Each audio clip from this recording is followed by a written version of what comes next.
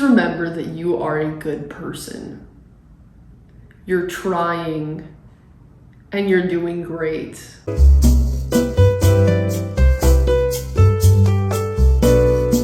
Hello, it's Livy. This is my YouTube channel. This is the best place for teens and 20-somethings to learn how to create the life that you've always wanted and shift your mindset. Welcome.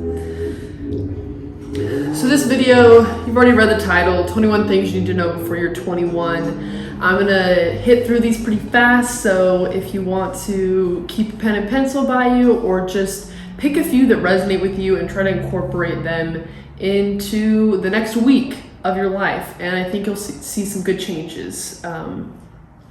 So to get started, number one is that life will never be certain. You can really only have the illusion of certainty, and the beauty of that is that the fact that life is always uncertain is our whole purpose of being here is one, learning from that uncertainty, and two, being able to push through it and move forward anyways. And I think the sooner we can get more comfortable with uncertainty, the happier our life is going to be. Two, opposites don't always attract. Sometimes I think being similar to your significant other is better, but I truly think it depends on the person.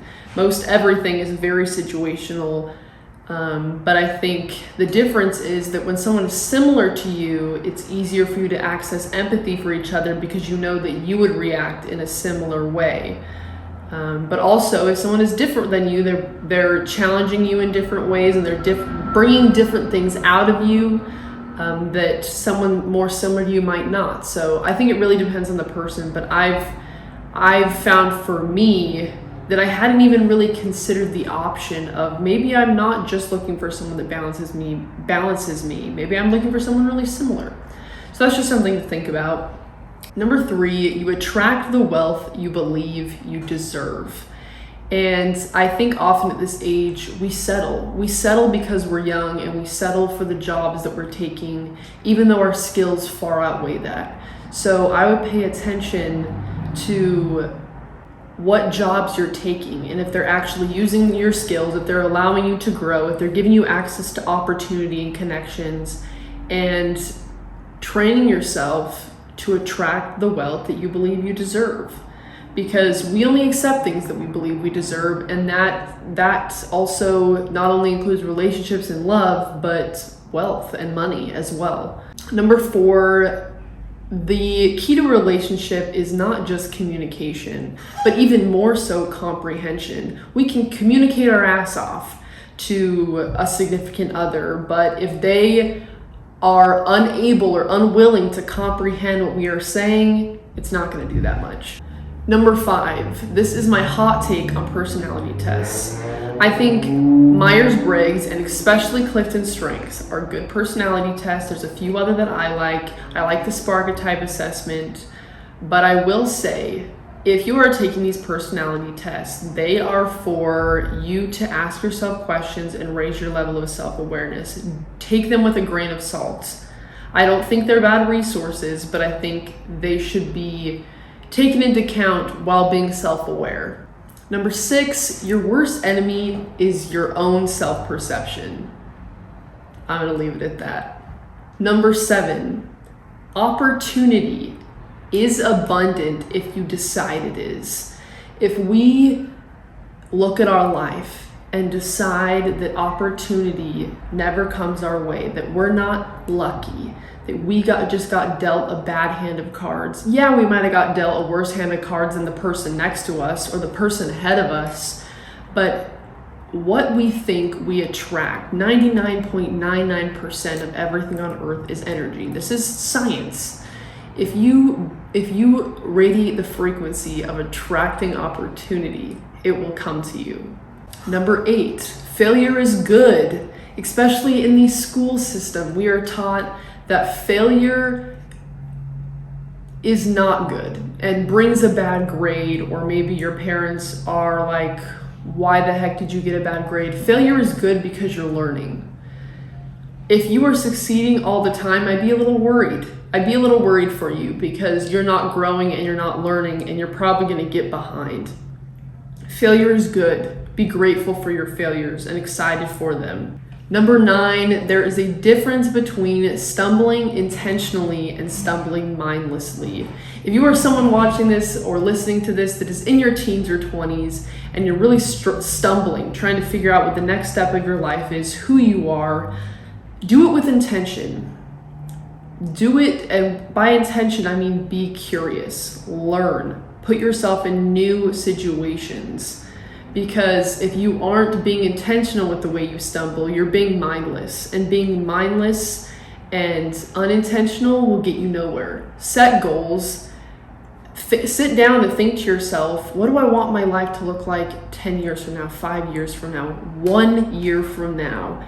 And am I doing anything, what am I doing right now that is leading me to a life a year from now that I don't want? Stop doing those things. Number 10, setting boundaries is love. Oftentimes when we set boundaries with people, we think that we're pushing them away or that we're not showing unconditional love. But truly, setting boundaries is love because you are allowing that relationship to improve by telling someone what you need out of it.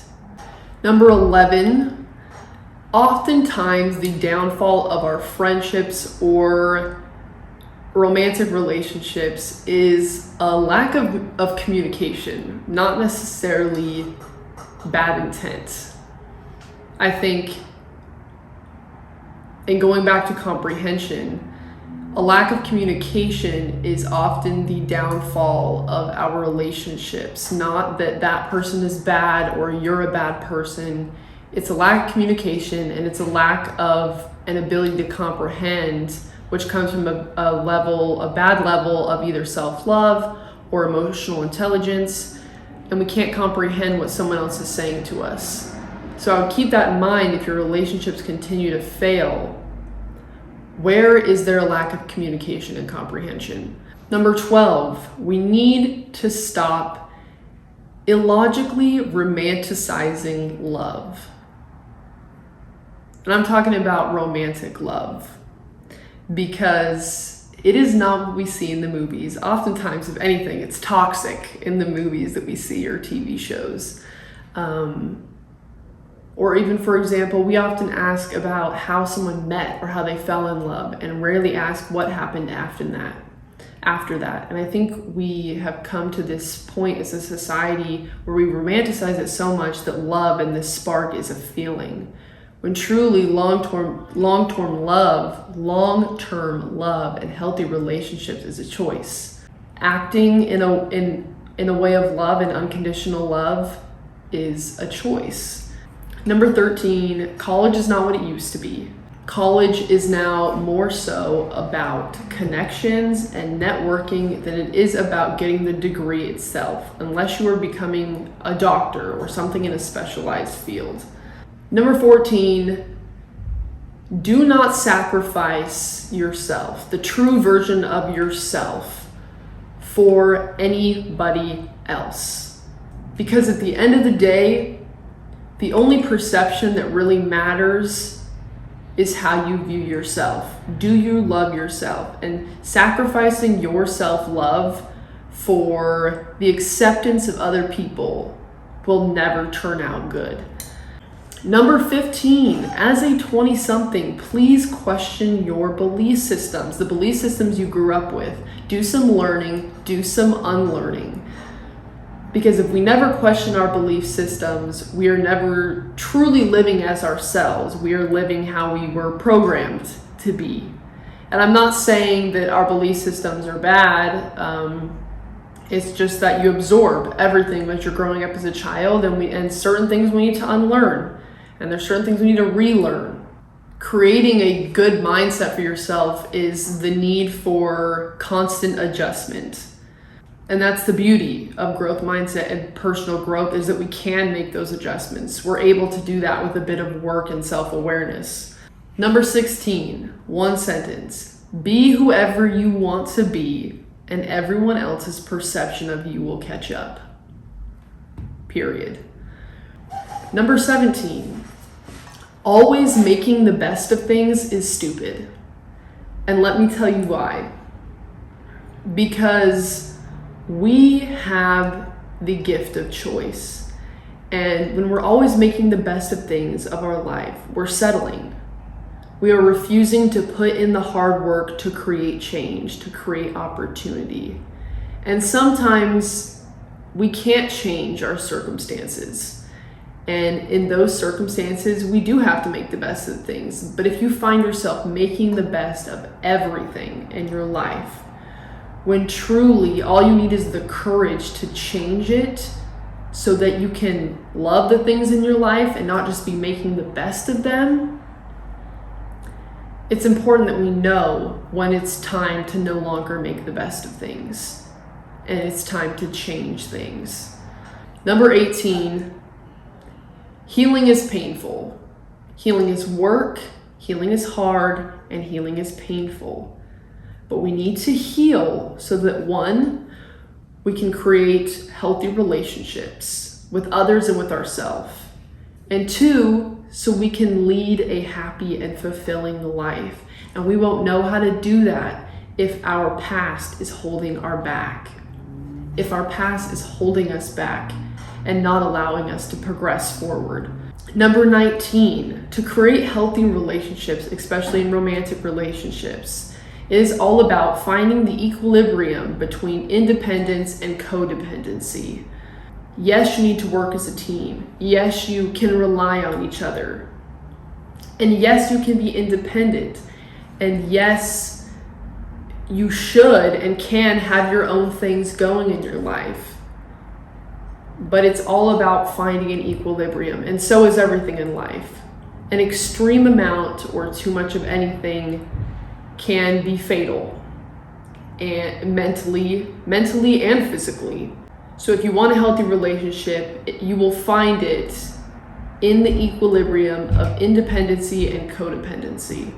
Number 20 is that it is not egotistical to be proud of yourself. You can take a moment to pat yourself on the back and be proud of the things that you've accomplished. And number 21, please remember that you are a good person. You're trying and you're doing great. Life's not that serious, and whatever decisions you make, you will learn and your life will turn out.